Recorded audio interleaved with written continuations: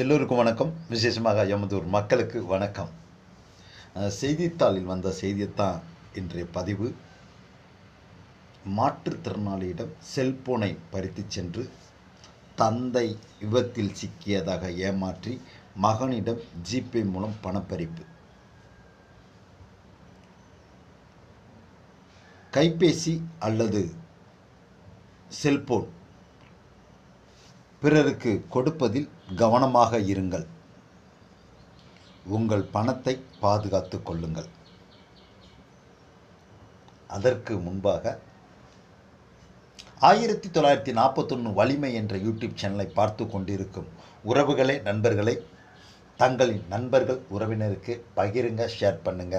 புதிதாய் பார்த்து கொண்டிருக்கும் உறவுகளே, நண்பர்களே, சப்ஸ்கிரைப் பண்ணுங்க, பெல் ஐக்கான் தொடுங்க, ஆல் நோட்டிஃபிகேஷன் கொடுங்க. நாம் பதிவிடும் ஒவ்வொரு பதிவுகளும் நோட்டிஃபிகேஷனில் கிடைக்கும்.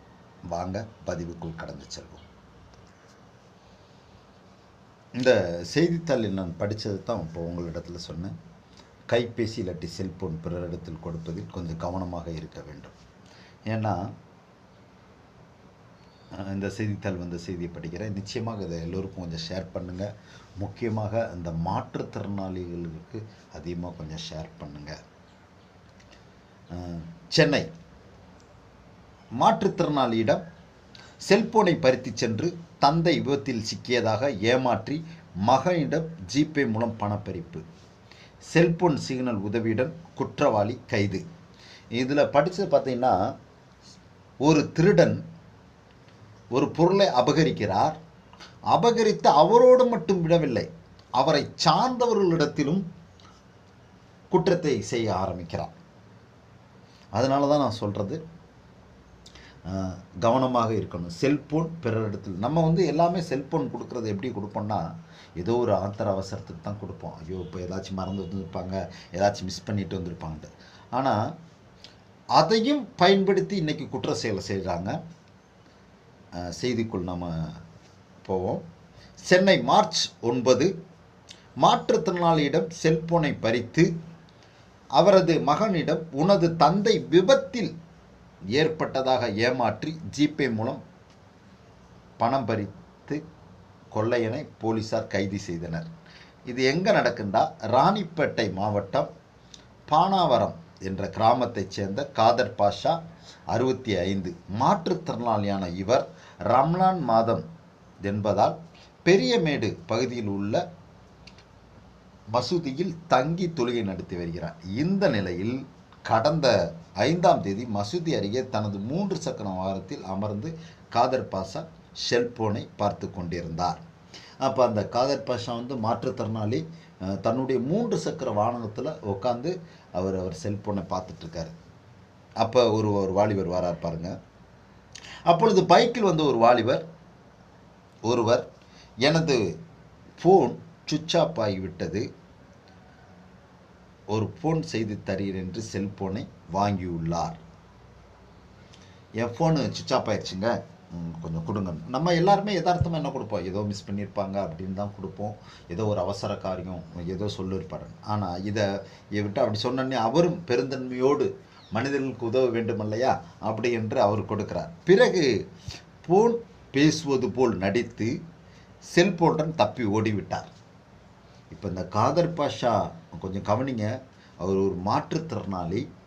அந்த மாற்றுத்திறனாளினால் இன்றைக்கி கிரைமில் பார்த்தீங்கன்னா, மாற்றுத்திறனாளிக்கு நம்மளை விட ஏதாவது ஒன்று குறையாக இருக்கும், அவ்வளோதான். மற்றபடி அவங்க திறமைசாலிகள்.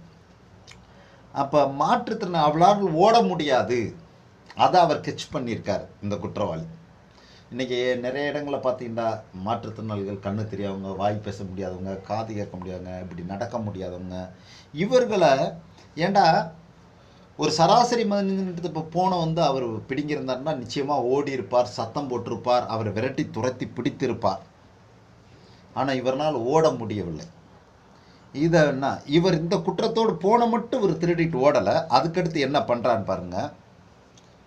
இதற்கு இடையில் செல்போனில் காதர் பாஷாவின் மகன் எண்ணை எடுத்து அவரை தொடர்பு கொண்டு, உனது தந்தை விபத்தில் காயமடைந்துள்ளார், அவரை நான் மருத்துவமனைக்கு அழைத்து சென்று கொண்டிருக்கிறேன், உடனே செலவுக்கு பணம் வேண்டும் என கேட்டுள்ளார். அதற்கு காதர் பாஷா மகன் தன்னிடம் தற்போது 3500 ரூபாய் மட்டும் இருப்பதாக கூறியுள்ளார். இருக்கும் பணத்தை உடனே ஜிபே எண்ணுக்கு அனுப்பு என்று கூறினார். 3500 அந்த நபர் பெற்று மாயமாகிவிட்டார். இப்போ நல்லா பாருங்கள், நம்ம வீட்டில் செல்ஃபோன் வச்சுருப்போம். நம்முடைய மகன், மகள், கணவன், மனைவி, உற்றார், உறவினர்கள் எல்லோரும் வச்சுருப்போம். அந்த செல்ஃபோன் நம்பர் நமக்கு மட்டும் அதிகமாக தெரியும். அந்த ஃபோன்லேருந்து நமக்கு ஒரு ஃபோன் வந்தால் நம்ம என்ன பண்ணுவோம், என்னங்கப்பா என்னங்கம்மா அப்படின்னு. அதே ஃபோனில் வேற ஆள் பேசுனா நமக்கு எப்படி இருக்கும்? அப்போ இவர் நூதனமாக சொல்கிறார் பாருங்கள், உங்கள் அப்பா ஹாஸ்பிட்டலில் இருக்கார். அப்போ நமக்கு எப்படி இருக்கும்? நம்ம ஒரு ஃபோன் எடுத்து நம்மளுடைய மகளுடைய ஃபோன் எடுத்தோம், மகனுடைய ஃபோன்லேருந்து ஒரு கால் வந்து, ஐயா நான் இவர் பேசுகிறேன், உங்கள் பையன் வந்து ஹாஸ்பிட்டலில் இருக்கார், உங்கள் அப்பா ஹாஸ்பிட்டலில் இருக்காருன்னா நமக்கு எப்படி இருக்கும் அந்த சூழ்நிலை? அந்த பதட்டத்தை அவர்கள் பயன்படுத்தி நம்ம உடனே அவையா எங்கள் அப்பா பார்த்துங்க, எவ்வளோ பணம் வேணும், இந்த அனுப்பிச்சி விட்றேன், நான் பின்னாடியே வரேன் அப்படின்னு தான் சொல்லுவோம். ஏன்டா எந்த இடம் என்னன்னு தெரியல, அந்த ஃபோன் வந்தோடனே நமக்கு உயிரை காப்பாற்ற வேணும் என்ற எண்ணம் தான் நமக்கு தோன்றும். இங்கேயும் அப்படித்தான் அவருக்கு தோண்டி இருக்கு. அதனால தான் ஐயா எங்கள் அப்பாவுக்கு பணம் என்கிட்ட 3500 ரூபா இருக்குன்னு சொல்லிட்டு, அதன் பிறகு காதர் பாஷா மகன் பலமுறை அவர் தொடர்பு கொண்ட போது ஃபோன் வேலை செய்யவில்லை. ஒரு குற்றம் எங்கே நடக்குது? ஃபோனை திருடியிருக்காரு. அதுக்கடுத்து அந்த ஃபோன்லேயே பயன்படுத்தி மகனுடைய நம்பருக்கு ஃபோன் பண்ணி உங்கள் அப்பா ஹாஸ்பிட்டலுக்கு கண்டு 3500 ரூபா பணத்தை வாங்கிட்டார். இதை குறித்து பெரியமேடு காவல் நிலையத்தில் காதர் பாஷா புகார் அளித்தார். புகாரின்படி செல்போன்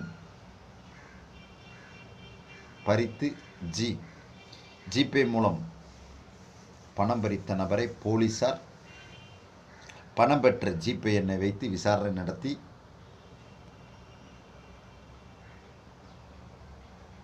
நடத்தினர். அதில் திருவள்ளூர் மாவட்டம் ஆவடி பகுதியைச் சார்ந்த ஷமீர் பாஷா 28 என்பவர் என்று தெரிய வந்தது. உடனே போலீசார் விரைந்து சென்று ஷமீர் பாஷாவை நேற்று முன்தினம் கைது செய்தனர். அவரிடம் இருந்து 2 செல்போன்கள் மற்றும் 1900 ரூபாய் பணம் மற்றும் குற்றத்திற்கான பயன்படுத்தின பைக்கை பறிமுதல் செய்தனர். உறவுகளே, நண்பர்களே, கைபேசி, செல்போன் பிறருக்கு கொடுப்பதில் கொஞ்சம் கவனமாக இருங்கள். உங்கள் பணத்தை பாதுகாத்து கொள்ளுங்கள். இந்த செய்தியை எல்லோருக்கும் பகிருங்க. ஏன்னா மாற்றுத்திறனாளிகள் எப்படிலாம் ஏமாத்திருக்கான்னு பாருங்கள். இது நமக்கும் நடக்க வாய்ப்பு உண்டு. அதனால் நாம் உதவி செய்யும் நோக்கத்தோடு தான் நாம் செல்போன் எல்லோருக்கும் கொடுக்குறோம். அதையும் சிலர் என்ன தவறாக பயன்படுத்தி விடுகிறார். கவனமாக இருப்போம். வாழ்க வளமுடன்.